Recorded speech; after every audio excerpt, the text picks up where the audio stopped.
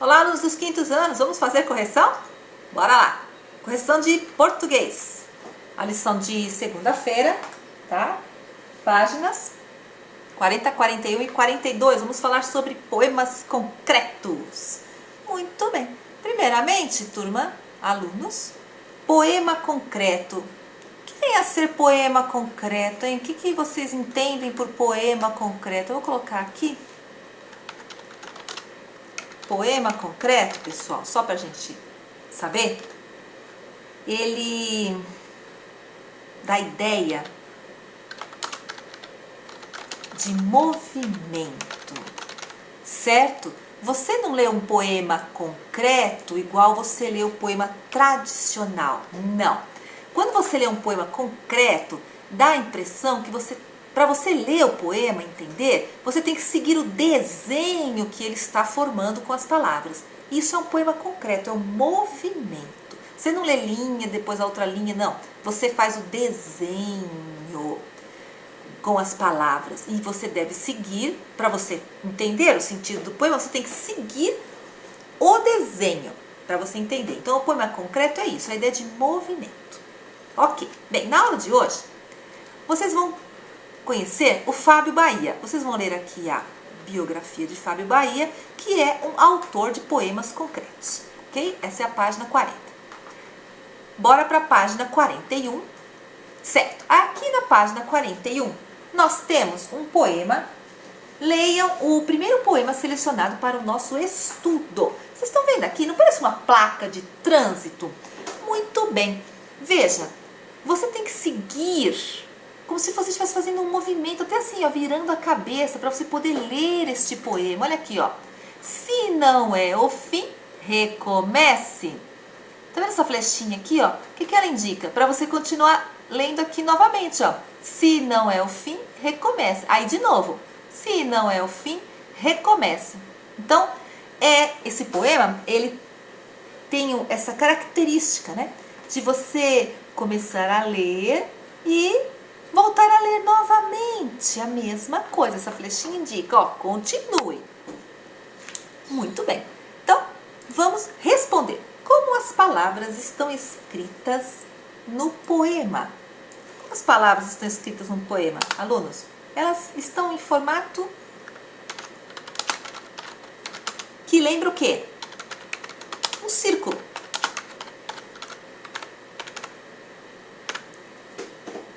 Aqui, ó, tá vendo? Não parece um círculo? Você começa aqui, fecha o círculo e recomeça e fecha o círculo e recomeça e fecha o círculo. Muito bem. Agora, vamos aqui. Vou diminuir aqui para caber. Vamos lá. Pergunta B. Qual é a intenção do autor ao dispor as palavras dessa forma? Bem, ao escrever dessa forma,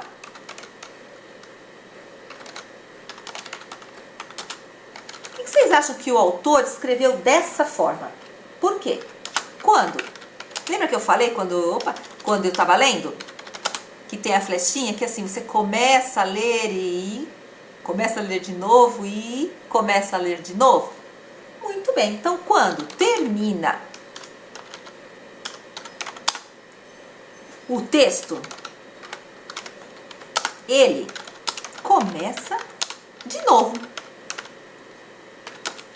dando ideia de continuidade, de continuação, de repetição.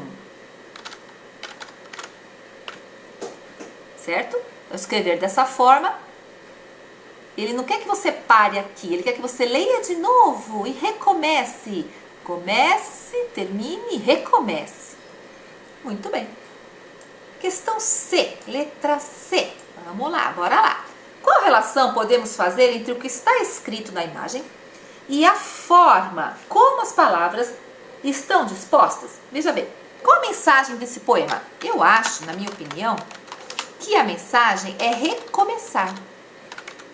Não é isso que ele quer dizer? Olha, você começou, mas não é o fim. Começa de novo, tá?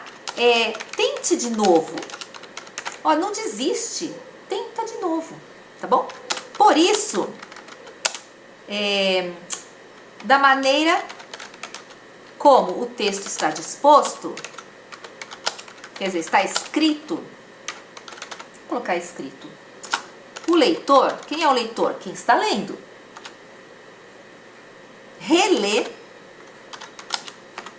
a mensagem novamente. Por isso que tem aquela flechinha ali, ó. Então, o que ele quer dizer? Que é para você não desistir. Se não é o fim, recomece. Não desista. Letra D de dado. Vamos lá. A maneira... Opa! Deixa eu descer aqui. A maneira como o texto está escrito amplia a sua compreensão. Veja, a intenção do autor é o quê? Quando ele escreve dessa forma, ele quer que você, quem está lendo, você, quem for ler esse poema dele, perceba que você pode recomeçar. Sim, não deve desistir. Quando o autor escreve dessa forma, ele quer que o leitor perceba que existe a possibilidade de recomeçar.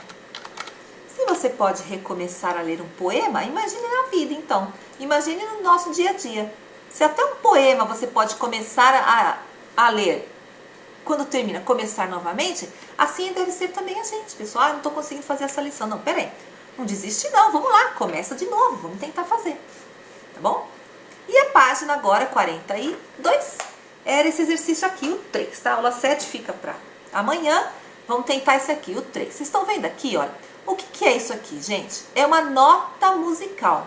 Então, nós vamos falar, esse poema vai falar sobre o quê? Sobre música. E o nome do poema é exatamente esse, sobre boa música. Ah, que legal. É do Fábio Bahia também. Muito bem. Tem que começar aqui, ó. É pela boa música que a poesia embala, que os amores falam e o coração viaja.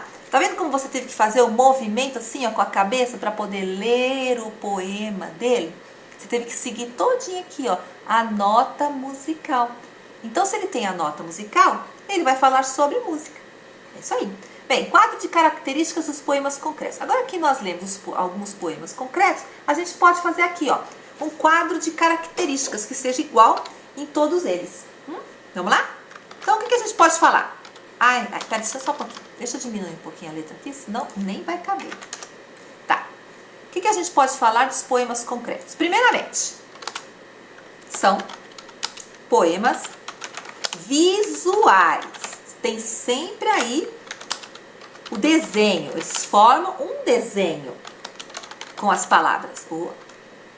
Certo. Então, exploram a relação do significado das palavras com as imagens. Então, se você vê esse desenho aqui da nota musical, você não precisa nem ler o poema para saber sobre o que ele vai falar. Sobre música, né? Certo.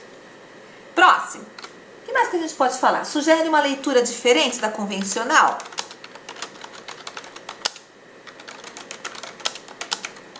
Eu estou lendo linha por linha?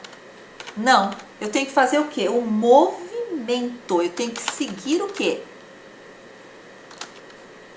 O contorno da imagem.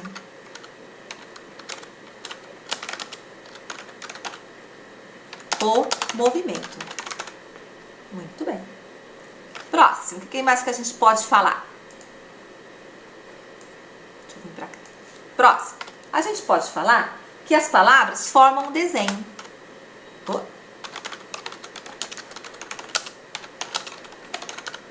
Sim. E a gente pode falar também que ele tem ausência. Não é ausência da estrutura clássica. Não é escrito. Escrito em versos e estrofes. Certo? Ele, muito pelo contrário, né? Ele forma um desenho. Ele não é escrito linha por linha, verso, estrofe. Não. Ele forma um desenho. Muito bem, pessoal. Essa foi a correção de hoje. Amanhã a gente vai para a aula 7, lendo e compondo poemas concretos. Tá bom? Beijo, qualquer coisa, só chamar!